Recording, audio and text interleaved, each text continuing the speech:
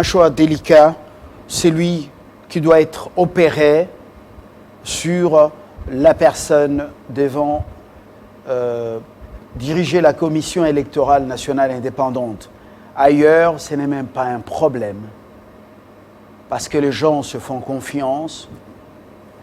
Chez nous, oui, les hommes intègres, honnêtes, ils existent, mais même des femmes aussi. Mais bon, on est beaucoup dans les spectacles. On semble nous faire croire on mise sur les compétences, l'expérience ou l'expertise en la matière, mais il y a la provenance tribalo-ethnico-clanique qui intervient. Il y a beaucoup de paramètres, le contrôle de la structure elle-même, contrôle moral ou financier, il y a autant de choses. Bon, un choix délicat, tout de même. L'invité est avec nous, nous réfléchissons à haute voix, comme d'habitude. Oscar Moubiaï, bonjour. Bonjour, monsieur le journaliste. Vous êtes juriste, vous êtes avocat au barreau de Lille, en France. C'est ça? C'est ça. Vous êtes toujours inscrit au tableau là ou toujours, déjà toujours, radié? Non, radié, c'est quand on commet de fautes. Je pense faire un effort d'intégrité morale pour ne pas être radié. Donc c'est actualisé? Je suis toujours au barreau de Lille, voilà. Donc je n'ai pas encore demandé mon omission et je ne pense pas le faire. Voilà. Cela ne m'empêche pas d'être régulièrement de temps en temps dans notre pays pour pouvoir être plus proche d'actualité. Oui, ce que vous faites. Le choix est délicat à la tête de la CENI. Qu'est-ce qui devait être privilégié pour vous? Vous êtes, il faut le dire, très proche de l'ancien prêtre Paul Nsapou, avec une expérience électorale avérée en la matière. Alors, les choses se passent très bien. Vous avez le regret? Comment ça se passe chez nous?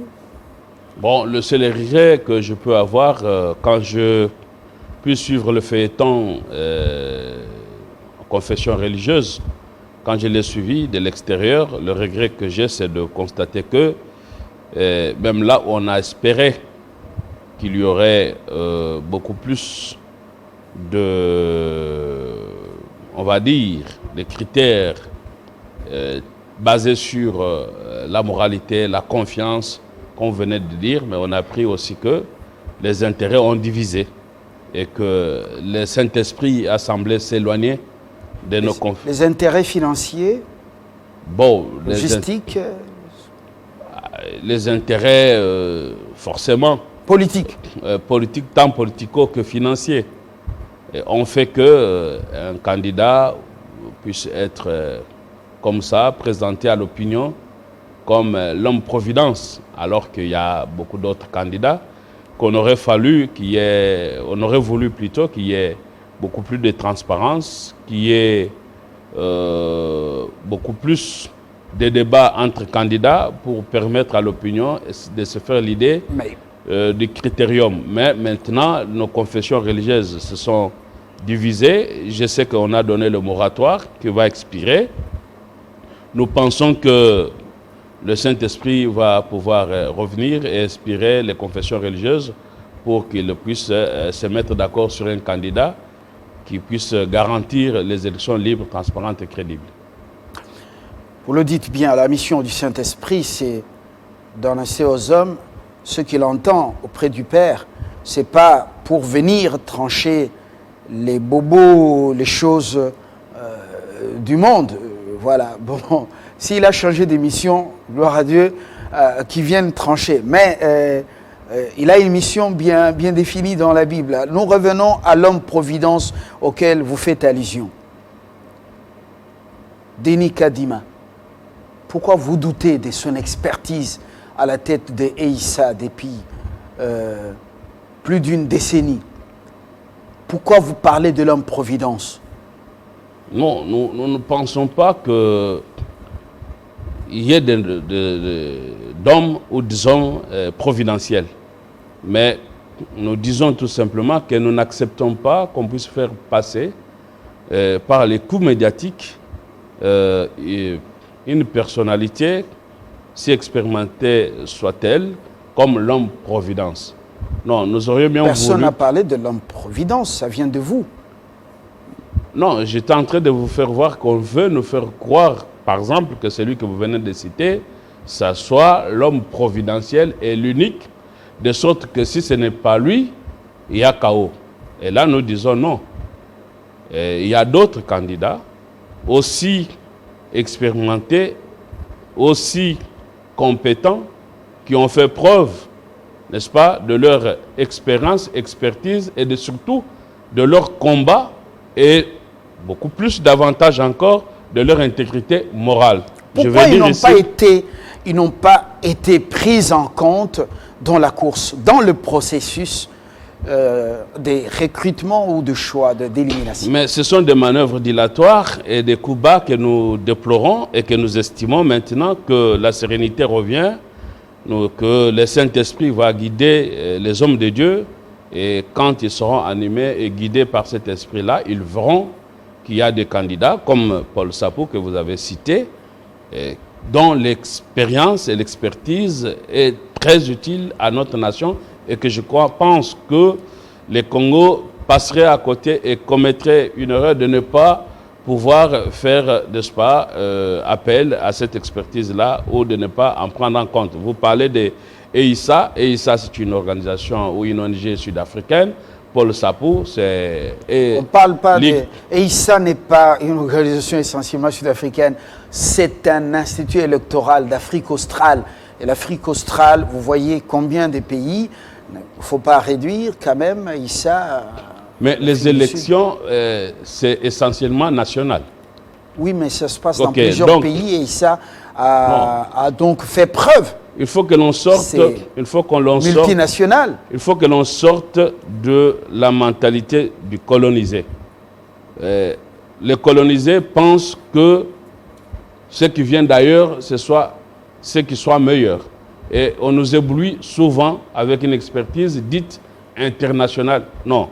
Les élections, c'est national. Il nous faut un Congolais qui a un ancrage national, d'abord. Et ici, quand vous comparez, vous prenez en compte le cheminement du combat pour arriver où nous en sommes aujourd'hui, à la démocratie balbutiante, vous verrez que M. Paul Sapou a été de tout combat depuis la conférence nationale. Qu'est-ce qu'il a fait lorsque vous comparez son expertise, ses compétences avec celles de Denis Kadima? Bon, voilà. Qu'est-ce qui le rend particulier, qui le rend l'homme-providence selon vous? Ce qui le rend particulier, c'est d'abord parce qu'il faut qu'on se mette d'accord. Pour être président de la CENI, les critères principaux et essentiel, c'est l'intégrité morale. Parce qu'on peut être truffé de diplômes, on peut dire ce que l'on veut, qu'on a été à gauche, à droite, au sud, au nord, mais quand on n'aura pas l'intégrité morale pour résister, n'est-ce pas, à des sollicitations et affirmer son indépendance, nous aurons à déplorer ce que l'on a déploré avec les anciens présidents des tristes mémoires.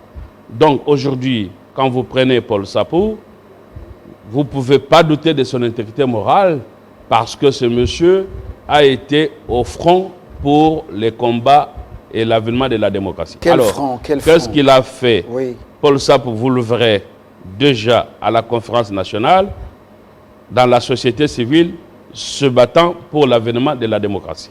6 jours seulement après, au lendemain du 24 avril 1990 pour la libéralisation de notre pays, Paul Sapou met en place la Ligue des électeurs. Et cette Ligue des électeurs qui a l'ancrage ici au pays, qui a formé le formateur pour la sensibilisation, l'éducation civile, l'éducation civique pour les élections. C'est ça la Ligue des électeurs. Et au sein de cette Ligue des électeurs sont passés ce que vous appelez aujourd'hui les plus experts. On peut en citer de Ronsa Malonda, des ONG qui sont venues après, comme celle de Jérôme Mwamba Bonso, ainsi de suite. Donc, vous voyez, Paul Sapou a formé tout ce monde-là. De point de vue international, Paul Sapou a participé à plusieurs élections qui se sont déroulées en dehors du pays, dont la plus prestigieuse, celle de l'Afrique du Sud, où M. Kadima, contrairement à ce que vos collègues journalistes ont pu dire, n'a jamais assisté à ces élections-là. Pendant ce temps-là, il n'était pas là. On va observer les élections dans un pays, cela vous donne un statut spécial. Un observateur des élections, vous rentrez dans votre pays, c'est... Mais moi, je vous réponds en fonction de ce que vous me dites. C'est un diplôme décroché dans une université prestigieuse. Non. Je ne comprends rien là. Déjà, il n'y a pas d'université prestigieuse pour former les gens à l'organisation des élections. Bon, mais le pays regorge de beaucoup de citoyens qui ont observé les élections dans plusieurs pays. Alors, qu'est-ce qu'il y a de nouveau là? C'est ce que je suis en train de vous dire. Oui. Puisque nous sommes en train de choisir un homme que l'on peut considérer idéal. Et vous me posez la question par rapport à un autre candidat. Et qu'il est récurrent qu'il y ait eu dans l'imaginaire collectif au Congo pour faire croire que monsieur que vous avez cité serait l'homme providentiel. C'est ça à quoi je vous dis non, ce n'est pas vrai. Parce que si on se met sur ce terrain-là, on prendrait le premier d'entre eux.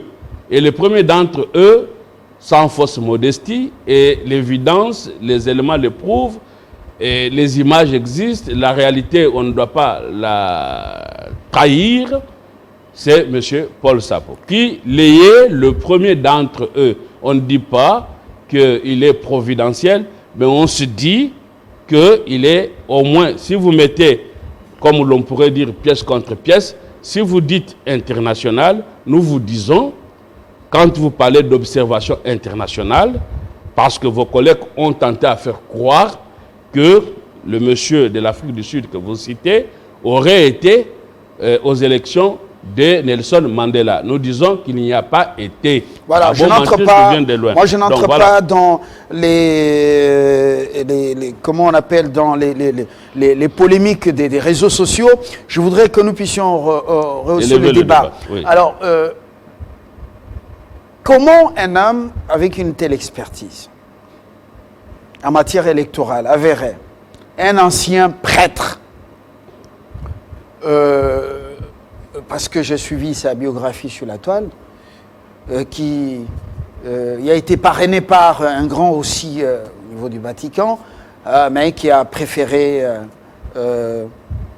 revenir à la vie ordinaire, décoller autrement. Comment l'Église catholique n'a pas pu endosser sa candidature et le placer dans la course, tout en privilégiant, le placer dans la course en refusant justement de le classer, en privilégiant, comment on appelle, Betoko, je ne sais pas, c'est Betoko, le nom va venir. Bon, c'est pour ça que je souhaite, comme vous, que l'on soit essentiellement sur un débat qui élève pour rester sur les critères. Parce que quand on veut faire un choix, il faut les critères. Sinon, un choix sans critères, il devient arbitraire. Alors, donc, comment l'Église catholique a pu le faire? Je ne suis pas au secret des anges. Et tout simplement, moi, ce que je dis, c'est qu'aujourd'hui, nous exhortons l'Église et les églises, donc l'Église catholique et d'autres, n'est-ce pas, à revenir au bon sens et surtout à retrouver la direction guidée par le Saint-Esprit. Et quand on sera guidé par le Saint-Esprit, on sortira de ce que l'on appelle tribalisme, parce que dire qu'on ne choisit pas tel candidat parce qu'il serait de même espace culturel avec le président de la République, ce serait faire fausse route. Ça, ce n'est pas un critère. Dire que l'on ne choisirait pas tel candidat par rapport à d'autres considérations subjectives, ça ne passera pas. Donc aujourd'hui, les critères qui puissent animer les hommes de Dieu, c'est essentiellement, un, les critères d'intégrité morale, deux, les critères d'expérience et enfin, celui d'expertise. Combiner ces trois critères, M. Paul Sapou les réunit au mieux que quiconque. Voilà ce que nous disons. Nous ne disons pas parce qu'il n'y a qu'un seul poste de président de la CENI. Et à ce moment-là, on prend les meilleurs d'entre eux. Et dans le meilleur d'entre eux, nous considérons que c'est M. Paul Sapou qui aujourd'hui a fait preuve d'expertise et d'expérience. Et quand on le met en comparatif avec les autres, il se retrouve être les pionniers et le premier d'entre eux, et il se retrouve être celui qui a formé tous ces candidats-là, et surtout tous ces candidats-là ont été nourris à ces mamelles. C'est ce que nous disons. Voilà. Maintenant, si les gens disent le contraire, nous pouvons maintenant engager le débat et apporter des preuves de ce que nous affirmons. Surtout, nous disons ce que nous connaissons et nous connaissons ce que nous disons. Voilà, parler des mamelles, je n'ose pas entrer dans ce jeu. Il y a la société civile et plurielle. Chacun, on connaît, on a couvert les élections dans ce pays. Citez-moi un seul candidat, je vous dirais qu'il a été nourri au même mamelle avec la Ligue des électeurs. Et la Ligue des électeurs, c'est la première qui a existé électorale, ce que ça donne, voilà, tout ce que on parle des candidats. Revenons quand même à cette affaire des critères par rapport à la charte de la composante confession religieuse. Vous êtes juriste. Vous avez déjà eu le temps de parcourir la charte de la composante confession religieuse? La composante confession religieuse, la charte, moi, nous ne perdrons suffisamment de temps par rapport au temps que nous avons imparti. Voilà, justement. Mais est-ce que... Moi, je vous dis, je reste sur les critériums qui me paraissent essentiels. Par rapport au mode de désignation du président de la CENI, parce que c'est la tâche qui revient aux religieux, jusque-là, les jeux n'ont pas été clairs selon vous? Ce que je vous dis sur ce terrain-là, en tant que juriste, j'espère qu'on va pouvoir améliorer. Ce que je regrette, c'est qu'il y ait un grand vide juridique, parce que quand on dit on va faire un choix d'un candidat, il faut qu'on définisse, n'est-ce pas, le mode de désignation. Et si un consensus ne se dégage pas, comme ça semble être le cas maintenant, alors qu'est-ce qui est prévu? Il y a un vide juridique là-dessus. Bon, on aurait bien souhaité que nos confessions religieuses puissent être encadrées par des juristes afin de leur dégager un cadre. Mais malheureusement, il y a ce vide juridique-là. C'est pour ça que nous disons, à l'absence des textes juridiques, nous comptons beaucoup plus. Peut-être on avait négligé les textes juridiques pour compter sur le Saint-Esprit. Moi, je continue à croire, en tant qu'un ancien séminariste, je continue à croire que l'Église catholique et des autres églises ne sont essentiellement guidées que par le Saint-Esprit. Et quand le Saint-Esprit va guider tout le monde, nous pensons qu'on choisira un homme comme Paul Sapou dont je parle. Et on s'écartera des hommes qui se réclament de cartels ou qui ont recours à des moyens, comme nous avons entendu parler, de corruption. Bon, il y a eu soupçon de corruption.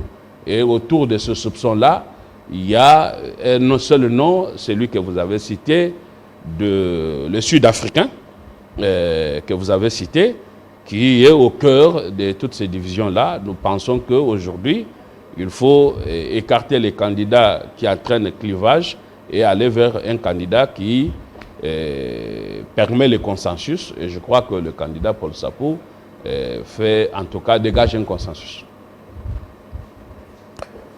6 composantes religieuses contre 2. Non, on ne peut pas dire 6 contre 2, M. Fabien. Je n'ai pas encore terminé. Je vous en prie.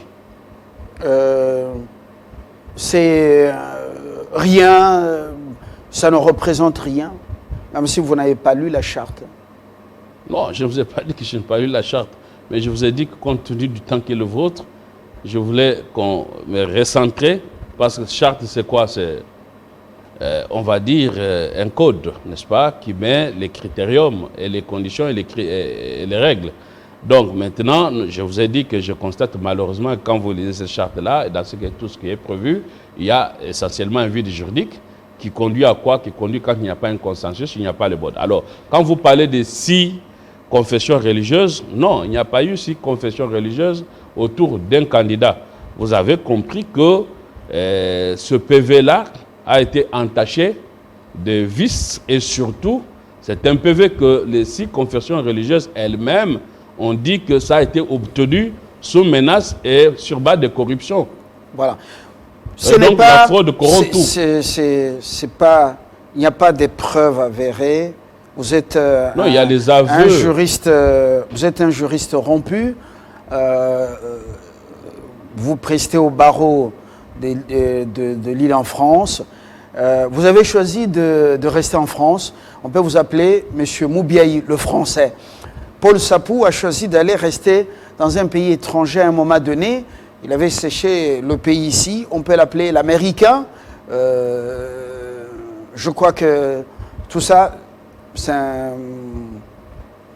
un jugement qui tient la route.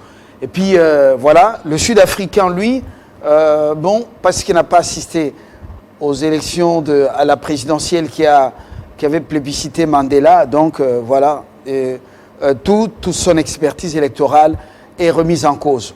C'est vraiment un très bon jugement. Mais revenons quand même à cette affaire, parce que vous insistez beaucoup sur le Saint-Esprit.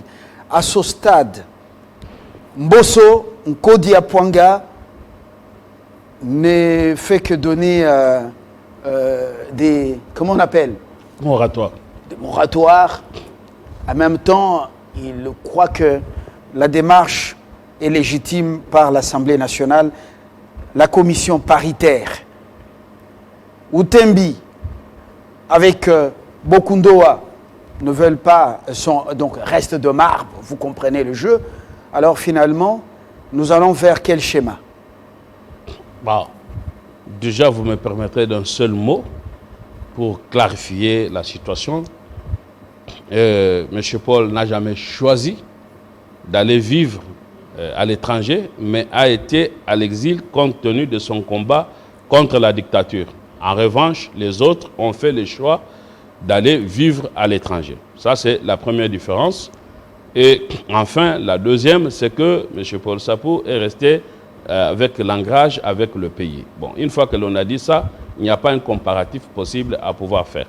Donc, avec le Sud-Africain, Américain et consort. Donc, pour maintenant revenir à la question que vous posez, que le schéma, ben écoutez, le schéma, moi j'ai dit, on va rester essentiellement sur le bon sens des hommes d'église. On revient d'abord à la commission paritaire puis, à laquelle d'autres forces politiques ne participent pas.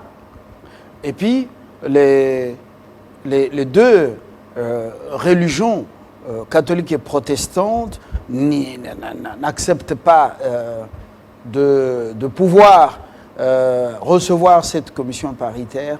Alors nous allons dans quel schéma? Tout droit dans le mur, une crise qui s'installe, avec quelles conséquences pour le processus électoral? Je ne pense pas qu'on ira dans le mur. Et si l'on venait à considérer avec indice sérieux qu'on est en train d'aller dans le mur, je crois que notre constitution est claire là-dessus.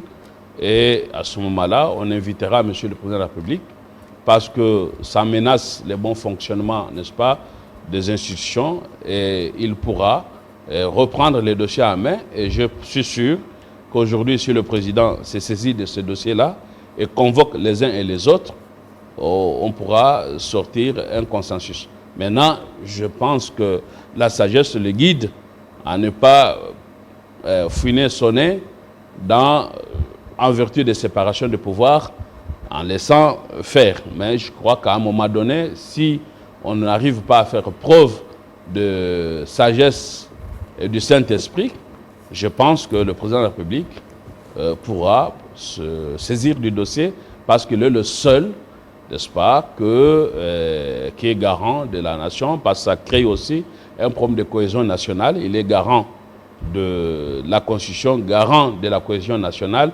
garant du bon fonctionnement des autres, en vertu de toutes ces prérogatives que lui reconnaissent l'article 69 de la Constitution. Si jamais on risque d'aller au mur, je pense qu'il pourra se saisir du dossier et l'ordre reviendra. Mais pour l'instant, je pense qu'il faille laisser les religieux retrouver le Saint-Esprit, et que vous avez parlé du président de l'Assemblée nationale, Mbosso, qui ne fait que donner moratoire. Je trouve que ça va dans le bon sens. C'est la sagesse pour permettre que nous arrivions à avoir un candidat autour de qui il y a un consensus qui se dégage et non pas un candidat fabriqué par les médias. Monsieur Nsapou, compte tenu de son expertise, un catholique, ancien prêtre, pourquoi n'a-t-il pas joué en amont pour pouvoir peut-être convaincre Fridolin Ambongo et Dr Bukundoa pour pouvoir soutenir sa candidature? Non, monsieur. Il lui est aussi reproché d'être proche culturellement, linguistiquement de l'actuel pouvoir, pouvoir à la présidence, parce qu'il est issu de l'espace qui n'est pas peut-être le bienvenu pour l'instant à la présidence de la CENI. Non, mais écoutez, ça c'est un critère qu'il faut déjà écarter, les critères de l'espace linguistique. Bon, on revient, vous savez, quand on veut diriger une institution comme celle-là, il faut un lobbying, il faut une diplomatie. Lui, est-ce qu'il n'a pas pris langue en amont avec les deux? Non, mais écoutez, M. Paul n'est pas dans une optique ou dans une approche de devenir le président de la République, et plutôt le président, bon, c'est de bon augure, mais ce n'est pas son ambition, de devenir président de la CENI pour les postes ou pour des intérêts, on va dire, politico-économiques. Non, M. Paul Sapou n'est pas dans cette optique. M. Paul Sapou a eu à faire ses preuves et que de bonne foi et de manière légitime, nos compatriotes estiment à sa plus grande majorité que c'est l'homme qu'il faut, pas au regard de son intégrité morale. Donc, il ne s'est pas mis comme des autres candidats à faire du lobbying et à pouvoir faire la diplomatie des couloirs sous le coup des billets d'argent. Non, M. Paul Sapou a décidé de revenir au pays une fois que la victoire a été acquise, n'est-ce pas, la victoire du combat pour la démocratie, dont il a été au four et au moulin, et ça, on n'en a pas entendu d'autres au niveau de la société civile comme lui. Beaucoup sont restés au pays, ils n'ont pas choisi d'aller manger les hamburgers ailleurs. Ce régime, à ce qu'on le sache, nous sommes dans ces médias, on n'a pas poursuivi un certain Paul Sapou pour l'éliminer, le régime passé. Bon, vous êtes dans les médias... Oui, voilà, au pays. Vous êtes en France. Non, mais les combats étaient internes et externes. Et aujourd'hui, si vous connaissez Paul Sapou, vous verrez qu'il porte sur lui les séquelles, n'est-ce pas, de la dictature mobusienne par rapport à son physique, dont aujourd'hui il porte parti depuis longtemps. Non, aujourd'hui, il en vivra toujours avec, si vous regarderez, qu'il porte des séquelles parce qu'il a été cassé des fémurs et aujourd'hui, il emporte les stigmates. Ça, c'est les stigmates de la dictature. Alors, donc, et pourtant, il pourra rester toute sa vie de cette façon-là, mais parce qu'il a combattu pour la démocratie. Alors, pour ce que vous étiez en train de dire, j'étais en train de vous dire que les critères de l'espace culturel n'est pas un critère. Vous voyez, parce que vous parlez de la France, si on va sur cette direction-là, vous verrez qu'en France, par exemple, aujourd'hui, vous avez au moins dans l'équipe de France plus de 8 Noirs. Alors, s'il faut commencer à aller sur des critères subjectifs, on dira, mais pourquoi les Noirs jouent et les Blancs ne jouent pas? Donc, c'est dangereux d'aller sur des critères subjectifs. On doit rester sur les critères objectifs. Et dans les critères objectifs, j'étais en train de vous dire que M. Paul Sapou, compte tenu de son intégrité, ne s'est pas mis dans, vous me parlez de lobbying, ne s'est pas mis dans une démarche de diplomatie des couloirs de commencer à œuvrer pour des corruptions et consorts. Vous parlez de corruption, mais la corruption, ce n'est pas nous qui l'affirmons, c'est les... Moi, je ne parle pas de la corruption. Non, vous avez dit... C'est vous qui parlez de la corruption. De et preuves. Des billets, des banques, vous dites qui ont circulé. Moi, je ne parle pas de la corruption. Non, vous me demandiez... Je ne parle pas de... Je m'excuse. Ne m'attribuez pas ce que je n'ai pas dit. Excusez-moi là-dessus, je retire, ça c'est un lapsus, parce que je voulais simplement dire que vous me demandez de preuves de la corruption. Oui.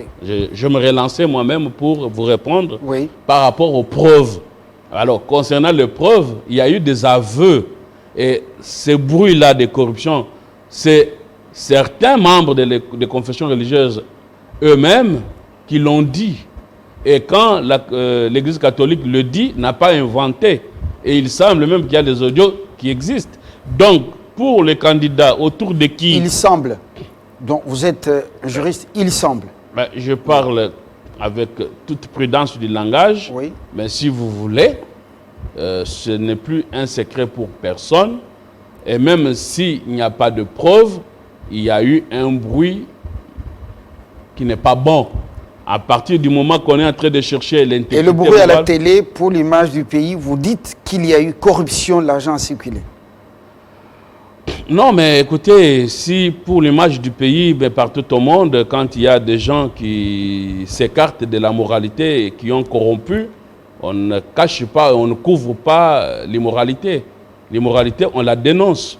Et vous savez, Martin Luther a dit que notre vie commencera à s'arrêter quand nous ne dénonçons pas le mal. Et vous savez que Tony Mwaba, le ministre de l'EPST, veut amener en justice M. Alinguete, l'inspecteur général des finances.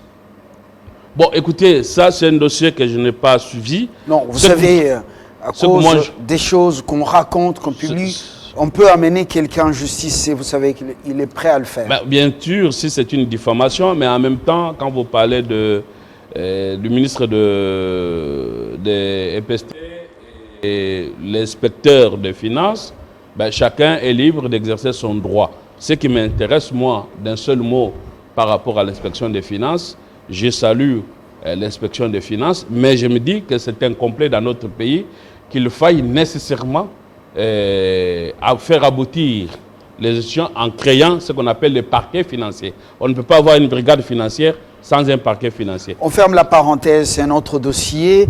Oui. On va boucler justement la candidature de Paul Nsapou, expertise, probité morale. Je ne sais pas s'il y a un appareil qui détecte la probité morale, près des mesures, probité morale. Alors, sa candidature est endossée par quelle confession religieuse? Aujourd'hui, ce sont les orthodoxes qui portent la candidature de Paul Nsapou. Et en même temps, nous disons, parce que vous parlez d'espace culturel, on pourra aussi vous dire qu'il serait proche de tel politicien ou tel autre.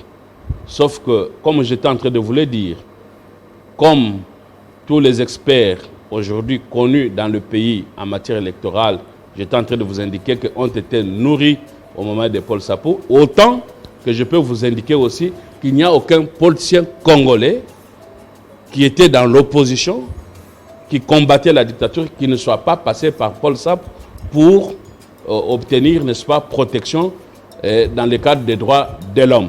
Il n'y en a aucun. Donc, qu'on puisse vous dire aujourd'hui que Paul serait proche de tel ou de tel autre, nous disons non, Paul a été proche du peuple et Paul s'est battu pour protéger toute personne qui luttait pour la démocratie. Et quand on parle de la démocratie, on parle des élections. Et quand on parle des élections, on parle des libertés et droits fondamentaux, donc des droits de l'homme. Et toute personne éprise de l'amour du pays et qui s'est levée pour qu'il y ait la démocratie a été protégée par Paul Nsapou dans le parcours de sa vie. Si vous avez été, comme journaliste, si vous avez eu à avoir des difficultés, nous pensons que nous avons toujours été là. Pour les droits de l'homme, c'est toujours pour protéger les uns et les autres. Donc, de ce point de vue-là, M. Paul Nsapou a été là. C'est pour cela que nous disons qu'il n'y a pas un appareil, mais il y a tout simplement, au niveau de la société, l'on sait et l'on dit que voilà l'homme intègre. Et je pense que de ce point de vue-là, il n'y a pas de comparatif donc avec d'autres. C'est peut-être un autre candidat dont les protestants et les catholiques auraient besoin autre que Denis Kadima. Voyons voir comment les choses évoluent. Dans la suite des événements, nous restons observateurs et on regarde. Les Congolais ne sont plus dupes. Ils connaissent maintenant la vraie face des gens. Merci, Monsieur Moubiaï Oscar. Je rappelle que vous êtes juriste de formation, avocat, et puis on vous a reçu comme analyste politique, mais avec des couleurs bien affichées. Voilà, bon impro, Sapou, Paul. Merci, très bonne journée. Si vous me donnez le maillot de Paul Sapou, je l'endosse. Voilà, et c'est ce que je venais de dire. Les couleurs sont vives et elles ne sont plus à identifier. Bon, on ne peut plus chercher à les identifier, elles sont connues. Sauf qu'il faut choisir la bonne couleur. Voilà. Pour être agencé comme vous l'êtes, vous voyez, vous avez fait le choix de couleur. Je ne m'y connais pas dans ce domaine. Nous sommes nous sommes démêlateurs dans cette matière. Très bonne journée à toutes et à tous. Au revoir.